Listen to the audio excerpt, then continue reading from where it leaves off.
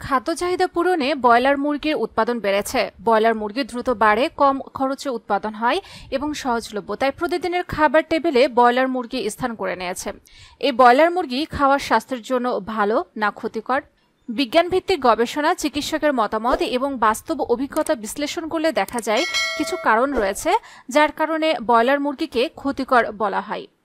তার মধ্যে অন্যতম হচ্ছে ব্রয়লার মুরগিকে কৃত্রিম খাদ্য এবং হরমোনের ব্যবহারের কারণে, অতিরিক্ত অ্যান্টিবায়োটিক ব্যবহারের কারণে, স্বাস্থ্যহানিকর পরিবেশে এই ব্রয়লার মুরগিকে পালনের কারণে, পুষ্টিগুণের ঘাটতি থাকার কারণে।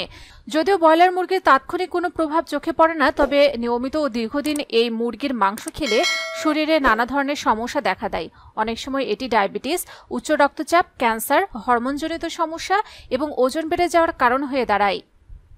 ভিডিওটি ভালো লাগলে লাইক দিন, আমাদের চ্যানেলটিকে সাবস্ক্রাইব করে রাখুন। আপনি যদি ফেসবুক থেকে আমাদের ভিডিওটি দেখে থাকেন তাহলে অবশ্যই আমাদের পেজটিকে ফলো করে রাখুন।